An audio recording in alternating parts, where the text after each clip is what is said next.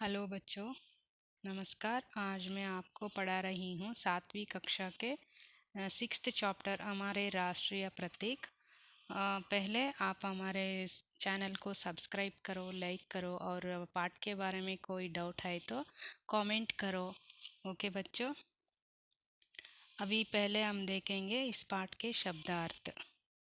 स्वतंत्र, आज़ाद, प्रतीक, चिन्ह, ಧ್ವಜ, झंडा ಅಂದರೆ ಫ್ಲಾಗ್ ಅಂತ, ಸಮೃದ್ಧಿ, ಸಂಪನ್ನತಾ,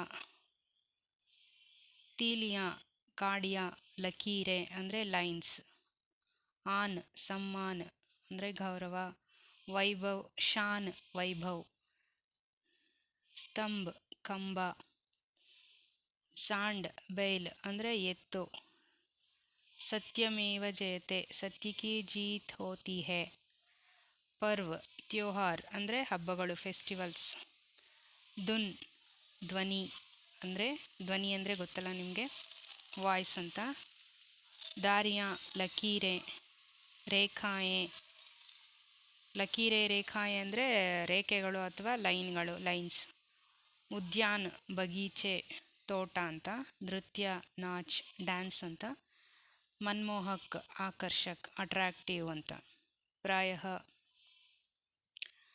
ಅಧಿಕತರ್, ಪ್ರಾಯ ಅಂದರೆ ಅಧಿಕತರ, ನೆಕ್ಸ್ಟ್ ಋತು ಮೌಸಮ್ ಅಂದರೆ ಸೀಸನ್ ಅಂತ, ಪುಷ್ಪ್ ಫೂಲ್ ಅಂದರೆ ಫ್ಲವರ್.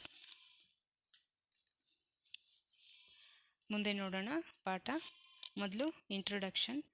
छात्र इस पाठ के द्वारा राष्ट्रीय प्रतीकों का परिचय प्राप्त करके उनका सम्मान करना सीख सकते हैं. ಅಂದರೆ ಈ ಪಾಠದ ಮೂಲಕ ನಮಗೆ ಏನು ಹೇಳ್ಕೊಟ್ಟಿದ್ದಾರೆ ಕವಿಯವರು ಅಂದರೆ, ನಮ್ಮ ರಾಷ್ಟ್ರೀಯ ಪ್ರತೀಕದ ಪರಿಚಯ ಮಾಡುತ್ತಾ ಅದನ್ನು ನಾವು ಹೇಗೆ ಗೌರವ ವೈಭವಗಳಿಂದ ನೋಡ್ಕೋಬೇಕು, ಅಂದರೆ ಅದಕ್ಕೆ ಎಷ್ಟು ಗೌರವ ಕೊಡಬೇಕು.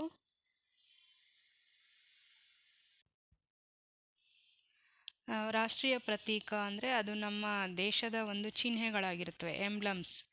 ಅದನ್ನು ನಾವು ಎಷ್ಟು ಗೌರವ ಸ್ಥಾನದಿಂದ ನೋಡಬೇಕು, ಅದಕ್ಕೆ ನಾವು ಎಷ್ಟು ಗೌರವವನ್ನು ಕೊಡಬೇಕು, ಎಷ್ಟು ವೈಭವಯುತವಾಗಿ ಅದನ್ನು ನಾವು ಗೌರವಿಸಬೇಕು ಅನ್ನೋದ್ರ ಬಗ್ಗೆ ನಾವು ಇಲ್ಲಿ ತಿಳ್ಕೋಬಹುದು. स्वतंत्र देश की पहचान करने वाले चिन्ह ರಾಷ್ಟ್ರೀಯ ಪ್ರತೀಕ कहलाता है. ಅಂದರೆ ಸ್ವತಂತ್ರ ಭಾರತದ, ನಮ್ಮ ದೇಶ ಸ್ವತಂತ್ರ ಬಂದ ನಂತರ ಅಲ್ಲಿ ಕೆಲವೊಂದು ಚಿಹ್ನೆಗಳು ನಮ್ಮ ದೇಶದ ಪ್ರತೀಕವಾಗಿ ಕಂಡುಬಂದವು. ಅದನ್ನು ನಾವು ಇಲ್ಲಿ ನೋಡ್ತೀವಿ. ಭಾರತಕ್ಕೆ ರಾಷ್ಟ್ರೀಯ ಪ್ರತೀಕ ಯೇ ಹೈ, ಯಾವ್ಯಾವುದು ಎಂಬ್ಲಮ್ಸು ನೋಡೋಣ. ರಾಷ್ಟ್ರೀಯ ಧ್ವಜ. ರಾಷ್ಟ್ರೀಯ ಧ್ವಜ ಅಂದರೆ ನ್ಯಾಷನಲ್ ಫ್ಲಾಗ್. ರಾಷ್ಟ್ರೀಯ ಧ್ವಜ ಮೇ 3 ರಂಗ್ ಹೈ. ರಾಷ್ಟ್ರೀಯ ಧ್ವಜದಲ್ಲಿ, ನಮ್ಮ ಫ್ಲಾಗಲ್ಲಿ ಎಷ್ಟು ಬಣ್ಣ ಇದೆ? 3 ಬಣ್ಣಗಳು ಇವೆ. ಕೇಸರಿಯ ರಂಗ್ ತ್ಯಾಗ और वीरता का प्रतीक है. ಕೇಸರಿ ಬಣ್ಣ ಏನನ್ನು ಸೂಚಿಸುತ್ತೆ? ತ್ಯಾಗವನ್ನು ಸೂಚಿಸುತ್ತೆ, ಸ್ಯಾಫ್ರಾನ್ ಕಲರ್. ಸಫೇದ್ ರಂಗ್ ಶಾಂತಿ और पवित्रता की निशानी है. ಬಿಳಿ ಬಣ್ಣ ಶಾಂತಿ ಮತ್ತು ಪವಿತ್ರತೆಯ ಚಿಹ್ನೆಯನ್ನು ನಮಗೆ ಹೇಳುತ್ತೆ. ಹರ ರಂಗ್ ಸಮೃದ್ಧಿ और ಖುಷಹಾಲಿ का प्रतीक है. ಇದು ಈ ಹರಿಯಾಲಿ ಗ್ರೀನ್, ಹಸಿರು ಬಣ್ಣ ನಮಗೆ ಸಮೃದ್ಧಿಯನ್ನು ನಮಗೆ ಸೂಚಿಸುತ್ತೆ. ಹಸಿರು ಮತ್ತು ಸಮೃದ್ಧಿಯನ್ನು ನಮಗೆ ಸೂಚಿಸುತ್ತೆ. ಬೀಚ್ ಮೇ ನೀಲೆ ರಂಗ್ ಕಾ ಅಶೋಕ್ ಚಕ್ರ ಹೈ. ಮಧ್ಯದಲ್ಲಿ ಏನಿದೆ? ಒಂದು ಚಕ್ರ ಇದೆ, ಅದು ಅಶೋಕ ಚಕ್ರ ಆಗಿದೆ. ಮತ್ತು ಇಸ್ಮೇ 24 ತೀಲಿಯಾ ಹೈ. ಅದರಲ್ಲಿ 24 ಗೆರೆಗಳಿವೆ, 24 ಲೈನ್ಸನ್ನು ನಾವು ನೋಡ್ಬೋದು. ತಿರಂಗಾ ಧ್ವಜ ದೇಶ್ ಕಿ ಆನ್ और ಶಾನ್ ಕಾ ಪ್ರತೀಕ್ ಹೈ. ಈ 3 ಬಣ್ಣಗಳ ಧ್ವಜ, ಫ್ಲಾಗು ನಮ್ಮ ದೇಶದ ಏನು ಆನ್ ಶಾನ್ ಅಂದರೆ ಸಮ್ಮಾನ, ವೈಭವವನ್ನು ತೋರಿಸುತ್ತೆ. ಎರಡನೆಯದು ರಾಷ್ಟ್ರೀಯ ಚಿಹ್ನೆ. ಎರಡನೇ ಚಿಹ್ನೆ ಯಾವುದು? ಸಿಂಹದ ತಲೆ ಇರುವಂಥದ್ದು. 4 ಸಿಂಹದ ತಲೆ ಇರುವಂಥದ್ದು ಎರಡನೇ ಚಿಹ್ನೆಯಾಗಿದ್ದು, ಹಮಾರಾ ರಾಷ್ಟ್ರೀಯ ಚಿಹ್ನ ಅಶೋಕ್ ಸ್ತಂಭ ಸೆ ಲಿಯಾ ಗಯಾ ಹೈ. ಈ ಚಿಹ್ನೆಯನ್ನು ಅಶೋಕ ಸ್ತಂಭದಿಂದ ತೆಗೆದುಕೊಳ್ಳಲಾಗಿದೆ. ಅಂದರೆ ಅಶೋಕ ಮಹಾರಾಜ ಅಂದರೆ ಮೌರ್ಯ ಕಿಂಗ್ಡಮಲ್ಲಿ ಇದ್ದವರವರು.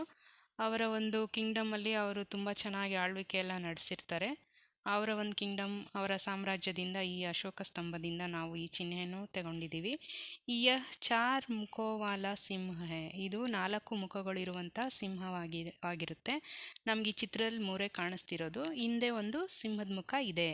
ಬೀಚ್ ಮೇ ಧರ್ಮಚಕ್ರ ಹೈ. ಮಧ್ಯದಲ್ಲಿ ಒಂದು ಚಕ್ರ ಇದೆ ನೋಡಿ, ಇದು ಫ್ಲಾಗಲ್ಲೂ ಇದೆಯಲ್ಲ ಆ ಥರ ಇಲ್ಲೂ ಚಕ್ರ ಇದೆ. ಚಕ್ರಕ್ಕೆ ಏಕ್ ಔರ್ ಸಾಂಡ್ ಔರ್ ದೂಸರಿ ಔರ್ ಗೋಡೆ ಹೈ. ಒಂದು ಕಡೆ ಸಾಂಡ್ ಅಂದರೆ ಬೈಲ್ ಅಂದರೆ ಎತ್ತು, ಮತ್ತೊಂದು ಕಡೆ ಕುದುರೆ ಇದೆಯಂತೆ. ಕುದುರೆ ಚಿತ್ರಗಳು ಇದೆ ನೋಡಿ, ಇಲ್ಲಿ ಲೆಫ್ಟಲ್ಲೊಂದು ರೈಟಲ್ಲೊಂದು.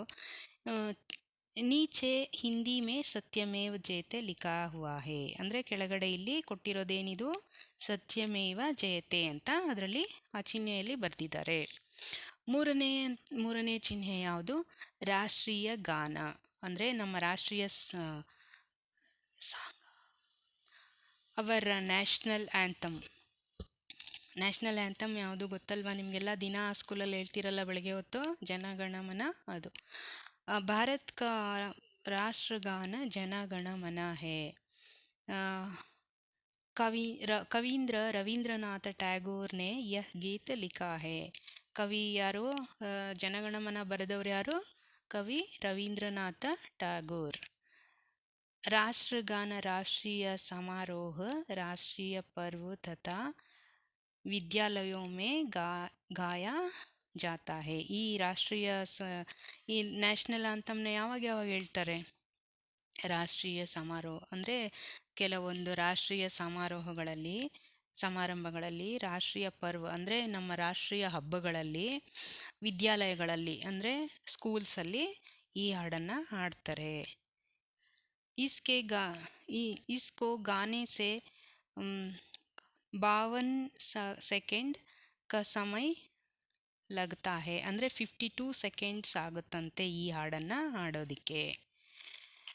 ರಾಷ್ಟ್ರಗಾನ ಕಿ ಧುನ್ ಸುನ್ತೆ ಹಿ ಕಡೆ ಹೋಕರ್ ಸಮ್ಮಾನ್ ದೇನಾ ಹಮಾರಾ ಕರ್ತವ್ಯ ಹೈ. ಅಂದರೆ ನಾವು ಎಲ್ಲೇ ಇರಲಿ, ಹೇಗೆ ಕೂತಿರಲಿ, ಏನೇ ಮಾಡ್ತಿರಲಿ ಕೆಲಸ, ನಮ್ಮ ದೇಶದ ಒಂದು ನ್ಯಾಷನಲ್ ಆಂಥಮ್ ಅಂದರೆ ಜನಗಣಮನ ಹಾಡು ಬಂದಿದ ತಕ್ಷಣ ನಾವೇನು ಮಾಡಬೇಕು? ಎದ್ದು ನಿಂತ್ಕೊಂಡು ನಾವು ನಮ್ಮ ನ್ಯಾಷನಲ್ ಆಂಥಮ್ಗೆ ಗೌರವವನ್ನು ಕೊಡಬೇಕು. ಇಲ್ಲಿ ಸೈಡಲ್ಲಿ ಕೊಟ್ಟಿದ್ದಾರೆ ನೋಡಿ ರಾಷ್ಟ್ರಗಾನ ಜನಗಣಮನ, ಅದನ್ನು ನೀವು ಒಂದ್ಸಲ ಓದ್ಕೊಳ್ಳಿ. ಮುಂದಿನ ಭಾಗವನ್ನು ನಾನು ಬೇರೆ ಇನ್ನೊಂದು ಪಾರ್ಟಲ್ಲಿ ಹೇಳ್ಕೊಡ್ತೀನಿ. ನೆಕ್ಸ್ಟ್ ಚಿಹ್ನೆ ಇನ್ನೂ 3 ಚಿಹ್ನೆಗಳಿದೆ, ಅದ್ರ ಬಗ್ಗೆ. ಓಕೆ, ನಿಮಗಿದೆಲ್ಲ ಅರ್ಥ ಆಗಿದೆ ಅಂತ ಅಂದ್ಕೊಂಡಿದ್ದೀನಿ. ಓಕೆ ಬಚ್ಚೋ, ಥ್ಯಾಂಕ್ ಯು.